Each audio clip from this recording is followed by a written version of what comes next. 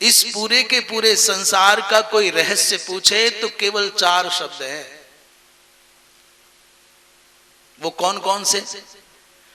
पूरा दृढ़ता के साथ इस बात को समझ लेना, संसार इन 4 के बाहर कुछ नहीं है। वो क्या क्या 4 हैं? बोले उत्थान के साथ में पतन जुड़ा हुआ है, ये पहला शब्द है। ये युगल है, जोड़ा है। जो उठा है उसको नीचे आना पड़ेगा। आपने जो संसार में संग्रह किया है अथवा किसी ने भी संग्रह किया है, उसको सबको छीण हो जाना है, घट जाना है, खत्म हो जाना है। ये दूसरा युगल है। वो चाहे जागृत का दृश्य देखो और चाहे स्वप्न का दृश्य देखो, ये होना ही है। नंबर तीसरा क्या? संयोग के साथ में वियोग जुड़ा हुआ है। आपसे जो मिला है, याद रख लो, उसका विक्षोभ होना है, उसका वियोग होना है। होना है माने होना ही होना है। आप किसी व्यक्ति के संयोग से प्रसन्न हो रहे हो तो उस व्यक्ति के संयोग से प्रसन्न हो रहे हो तो उसके वियोग से खिन्न भी होना पड़ेगा, उसको छूटना ही है। जिस दिन जिस पल वो मिला, उसी पल उसके हटने का, उसके छूटने का, उसके वियोग का मुहूर्त निर्धारित हो गया। तो पहली बात थी, पहली बात क्या बताई? पहली बात क्या बताई? अच्छा, पहले जयकारा लगाओ, बोली वृंदावन बिहारी लाल की। पहली बात क्या बताई है? उत्थान पतन। और दूसरी बात बताई, दूसरी बात बताई संचय और क्षय। और तीसरी बात बताई संयोग और वियोग। और चौथी बात भी सुन लीजिए, जन्म के साथ मृत्यु जुड़ी हुई है। हम अपने मन से कुछ नहीं कह रहे। महाभारत आदि में, वाल्मीकि रामायण आदि में उल्लेख है। वहां लिखा हुआ है संयोगाः विप्रयोगांता और पतनांता समुच्छयाः। संयोग वियोग के साथ जुड़ा हुआ है। संयोग और वियोग एक कारक है, घटक है संसार का। आज आपके जीवन में यदि कोई नया सदस्य परिवार में जुड़ा तो परमात्मा ने किसी एक को हटाने की तैयारी कर ली है दुनिया में कहीं? बताओ, आपके दादा दादी नाना नानी थे ना? कहां है दादा दादी नाना नानी? आपने दादा दादी और नाना नानी आदि संबंधों को खोया तो जीवन में पुत्र पुत्री, पौत्र पौत्री इत्यादि आने लगे ना। जो आपके साथ जुड़ा है उसका वियोग होना है।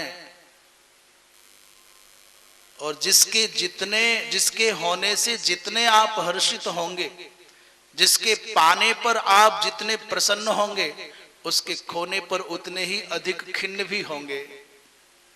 जो पाने और खोने में संतुलन बना लेता है वो साधु हो जाता है, वो साधक हो जाता है, वो भगवान का भक्त हो जाता है, वो संसार के रहस्य को जान पाता है। जो पाने और खोने के मनोवृत्तियों में, पाते समय और खोते समय की जो मनोवृत्ति है उनमें संतुलन बना लेता है, सच्चे अर्थों में वो मनुष्य हो जाता है।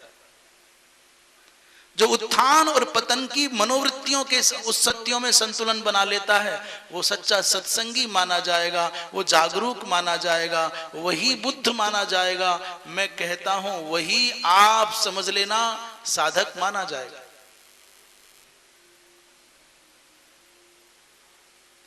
सोना आ गया, चांदी आ गई, रुपया आ गया, आता अच्छा लग रहा है, जाता अच्छा नहीं लगता। पर इस पाने और खोने में, इस संचय करने और छीण होती अवस्था, इन दोनों की अवस्थाओं की जो मनोवृत्तियां हैं, उस समय की जो मन की हालात है, मन की दशा है, उस मनोवृत्ति में, उस मन की दशा में जो संतुलन साध पाता है वही साधक हो जाता है। और चौथा क्या बताया था? चौथा क्या था? मरणांतम च जीवितम।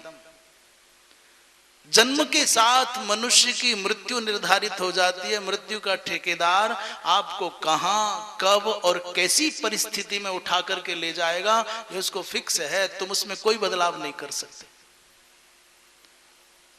हमने 4 बातें बताई। नंबर 1, संयोग का संबंध वियोग के साथ में है, उत्थान का संबंध पतन के साथ में है, और संचय का संबंध क्षय के साथ में है, और मृत्यु जन्म का संबंध मृत्यु के साथ में है। ये चारों जहां जहां दिखेंगे वहां वहां कल्पना है, वहां वहां मिथ्यात्व है।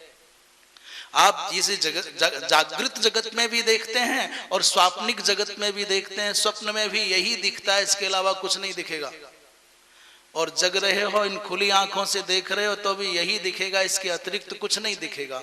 कोई पांचवा किसी की समझ में, धरती पर बड़े बड़े विचारक हैं, बड़े बड़े विद्वान हैं, बड़े बड़े अद्भुत कोटि के तार्किक शक्ति संपन्न महामानव हैं, यदि किसी के पास में पांचवा कोई घटक आता हो तो हमें समझा दे, हम पांचवी बात कहने लग जाएंगे।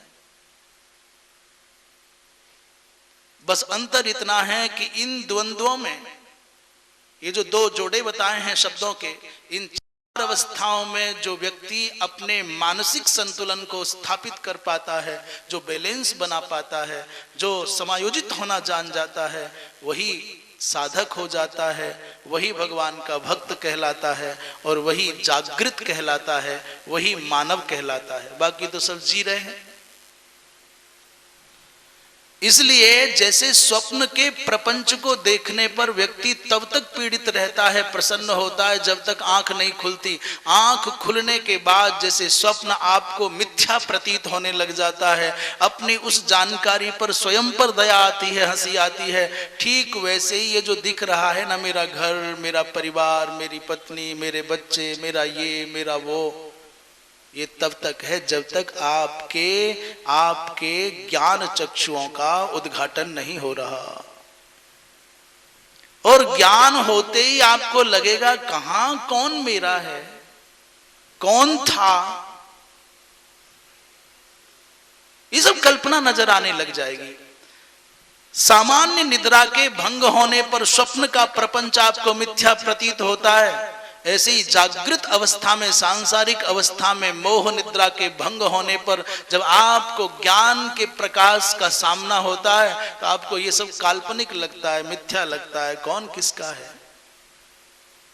कस्त्वम कोहम कुत आयातः कोमे जननी कामे जननी कोमे तातः, ये कौन है, तुम कौन हो, मैं कौन हो, कहां से आए हैं, ये कौन मेरी माँ है, कौन मेरा पिता है, ये सब मिथ्या है, ये सब माया है, सब काल्पनिक है।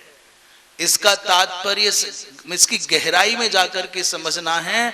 बस इस सब बात के कहने का उद्देश्य एकमात्र है, हम संसार में हैं, इस रंगमंच के हम अविभाज्य अंग हैं। हमको भगवान ने कोई ना कोई भूमिका दी है, कोई गुरु की भूमिका में है, कोई शिष्य की भूमिका में है, कोई शिक्षक की भूमिका में है, कोई विद्यार्थी की भूमिका में है, कोई सेवक की भूमिका में है, कोई सेविका की भूमिका में है, और कोई स्त्री की भूमिका में है, कोई पुरुष की भूमिका में है। सब अपनी अपनी भूमिकाओं को केवल अभिनय की बुद्धि से, अभिनय की वृत्ति से निभाओ, इसमें आसक्त मत हो जाओ।